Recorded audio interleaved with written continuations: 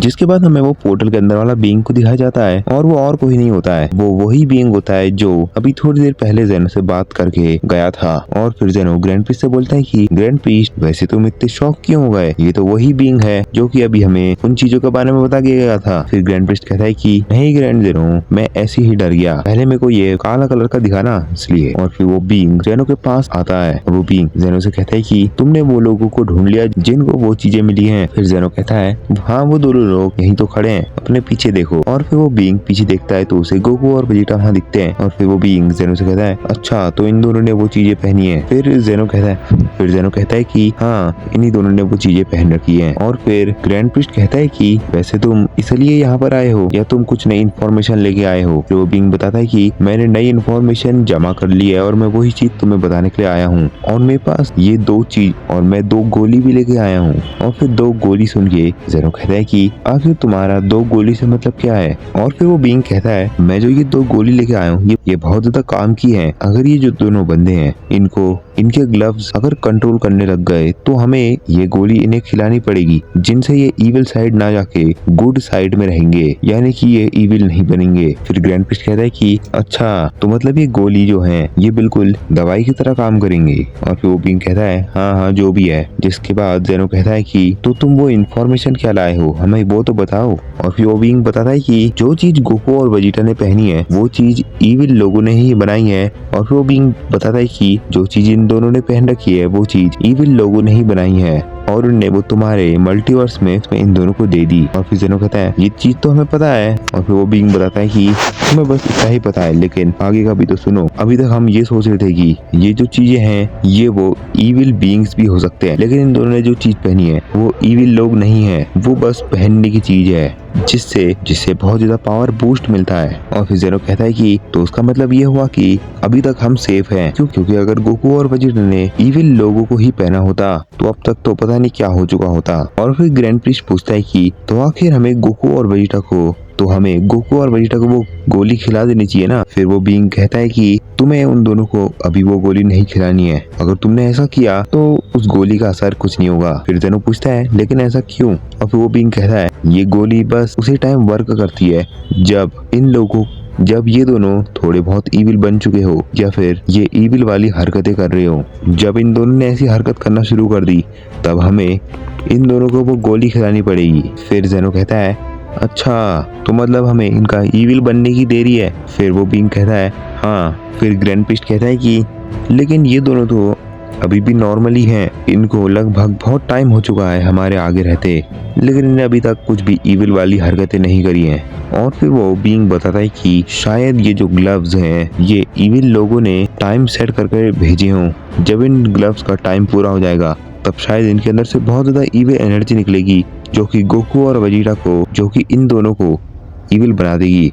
और फिर जेनो कहता है कि अच्छा तो ये बात है, तो तब तक हम क्या करें। और फिर वो बीइंग कहता है कि अभी हमें कुछ नहीं करना चाहिए, हमें बस बैठ के इन दोनों को देखना चाहिए। जब इन दोनों के अंदर हमें कुछ अजीब सा ही दिखेगा या फिर इविल हरकतें दिखेंगी तो समझ जाना कि हमें अब इन्हें गोली खिलानी है। जिस पे ग्रैंड प्रीस्ट कहता है कि ठीक है अब हम बस ऐसे ही इन्हें देखते हैं। और फिर हम देखते हैं गोकू और वेजिटा को, जिनमें से वेजिटा गोकू से कह रहा होता है कि कैकरॉट अब हम क्या करें, और आखिर ये बीइंग कौन है जो कि यहाँ पर आ रखा है, ये मेरे को बहुत ही ज्यादा खतरनाक लग रहा है। फिर गोकू कहता है कि वेजिटा तुम सही तो कह रहे हो।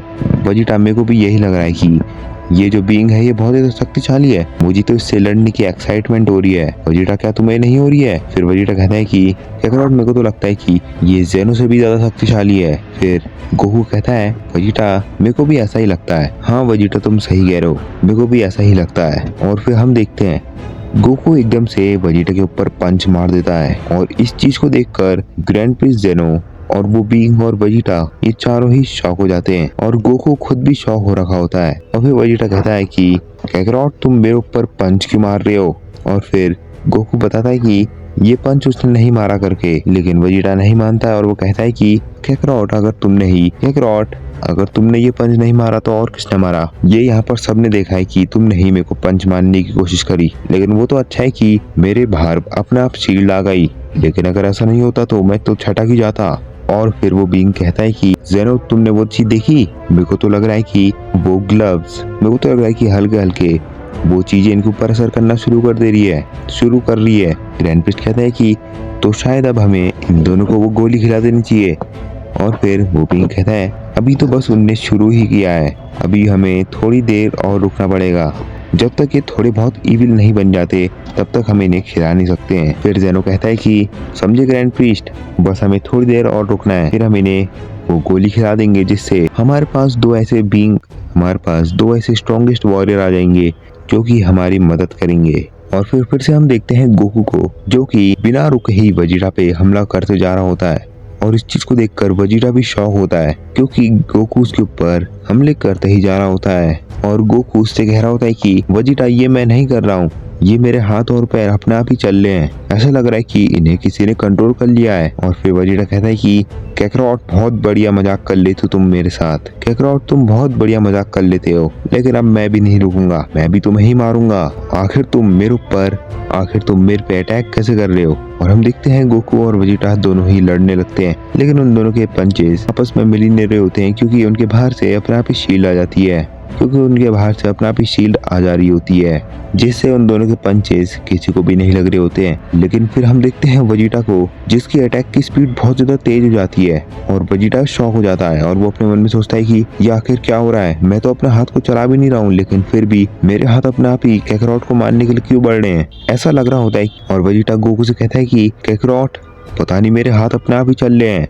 और फिर गोकू भी कहता है कि वेजिटा तब से मैं यही तो कह रहा हूँ, मेरे हाथ और पैर दोनों ऐसे ही चल रहे हैं, ऐसा लग रहा है कि हमें किसी ने कंट्रोल कर लिया है। वेजिटा कहता है हाँ तुम एकदम सही कह रहे हो। और फिर हम देखते हैं ग्रैंड प्रीस्ट को, जो कि कहता है कि ग्रैंड जेनो देख रहे हो आप, ग्रैंड जेनो आपने देखा, वेजिटा के साथ भी वही हो रहा है जो अब गोकू के साथ हो रहा है, वेजिटा के हाथ और पैर भी अपने आप ही चल रहे हैं। फिर जेनो कहता है हाँ ग्रैंड प्रीस्ट तुम सही कह रहे हो, मेरे को तो लगता है कि अब थोड़ी देर बाद ही ये दोनों इविल बन जाएंगे। बीइंग कहता है कि हाँ तुम सही कह रहे हो, फिर हमें बस इन्हें ये गोली खिलानी है। और फिर हम देखते हैं दूसरे मल्टीवर्स में इविल बीइंग्स को, जिनमें से एक बीइंग कहता है बस वो आधे इविल बन गए हैं, बस वो थोड़े बहुत इविल बन चुके हैं, अभी थोड़ी देर बाद ही वो आधे इविल बन जाएंगे, जिसके बाद हम उनके मल्टीवर्स में हमला करने चलेंगे। और फिर उन सबका लीडर कहता है हाँ बस तुम मेरे को अपडेट करते रहना, जब वो आधे इविल बन जाएंगे तब तुम मेरे को बता देना, और उसके बाद ही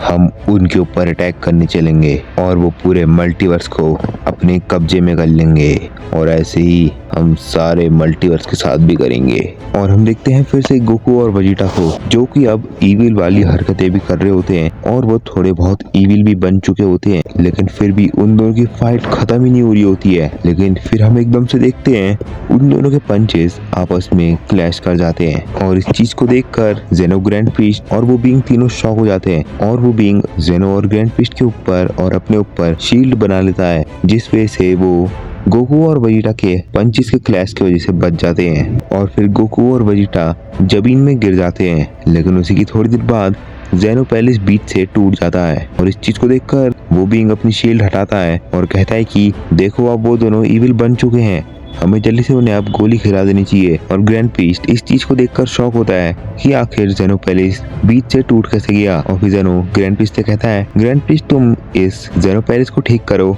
तब तक हम दोनों उन दोनों को वो गोली खिला के लाते हैं। और हम देखते हैं ग्रैंड प्रीस्ट कहता है ठीक है माय लॉर्ड, मैं अभी से ठीक करता हूँ।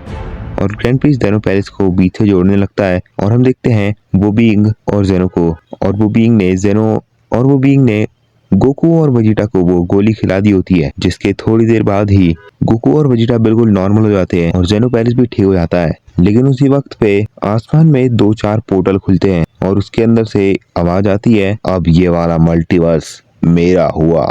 तो गाइस ये वाला एपिसोड यहाँ पर एंड हो जाता है। अगर आपको ये वाला एपिसोड अच्छा लगा हो तो इस वीडियो को लाइक कर दो और कमेंट में नेक्स्ट पार्ट लिख दो नेक्स्ट पार्ट के लिए।